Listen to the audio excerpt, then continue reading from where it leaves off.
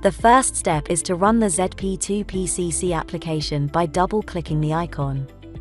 Once PCC is running, and before you can use it, a confirmation is required that you are of a required standard to work on a fire alarm system, and are aware of the risks. Confirm this window by clicking OK. The purpose of this video is to explain the panel parameter options. Start by opening your site project and clicking on the icon of the panel. All the panel parameters are shown on the right-hand side of the screen. The first option is the panel number. The second is the panel name. The panel name will be shown on the second line of the panel display. The first line contains the project name. These are both shown on the image of the panel front replicated on screen. Panel type is the selection of what type of panel is being used. For example, the panel will be a 1 or 2 loop panel, a fire routing protection variant, or an evacuation type panel. The panel version is the firmware version of the panel. This is sometimes used when there is a connection error related to a mismatch of physical panel version and project panel version. Simply select the version you know your panel is. Or if the error is seen, change to the value to the version the error shows you that the panel is. If your panel has been converted to the Apollo protocol using the PAK USB dongle, then the protocol of the panel will change, along with the device list used in the configuration to Apollo devices. If the network capacity has also been changed with a PAK USB dongle, then the network size will also be extended to reflect the expansion. If a loop expansion card has been fitted to a 2-loop panel, the number of loops will change to 4 loops.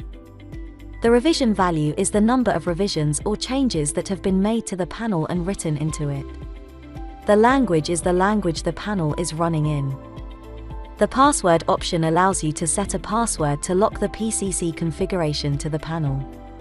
No other person will be able to communicate to the panel without knowing this password value. The default is 1234. Secure access. Select No if you want the control panel to automatically pre-fill the last username and password that was entered for login. Or set to Yes if the username and password must be entered each time a user logs in. Resound Sounder option allows you to set if the control panel will automatically resound the sounders if a new zone in alarm is detected by the panel after it has been silenced. For example, the fire has spread into another zone after the system has been silenced. Resound Sounder for device alarms allows you to set if the control panel will automatically resound the sounders if any new device in the same zone goes into alarm after silence. For example, the fire has spread to another device within the same zone after the system has been silenced. Device LED is sometimes called Comfort Flash or Device Healthy Flash.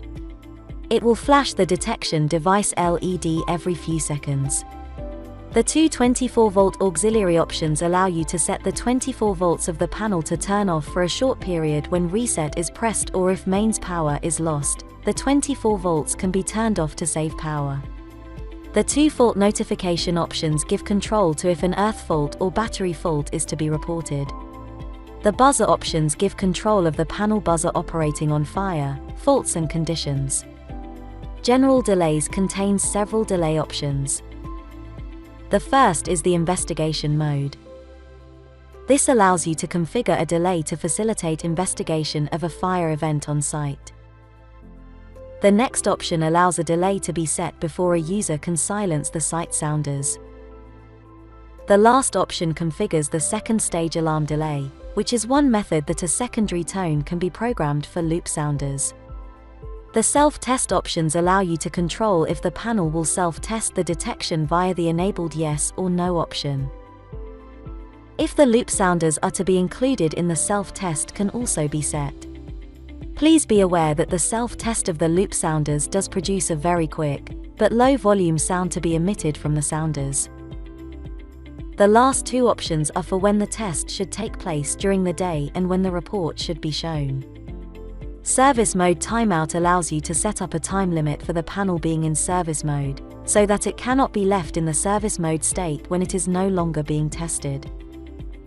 The alarm format changes the alarm reporting format of an alarm on the panel to the German VDS 2540 requirement, where the zone and point number are shown together. This option should be left as standard if VDS 2540 is not required in your region, such as in the UK. The external power supply unit option is for an additional, larger power supply that is monitored by the panel. The final group of options is for the date and time settings.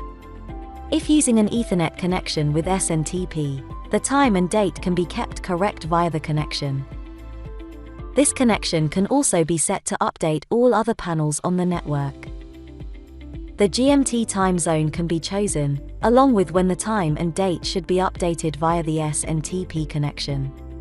The very last option is if the panel should automatically adjust its time following daylight saving during the year.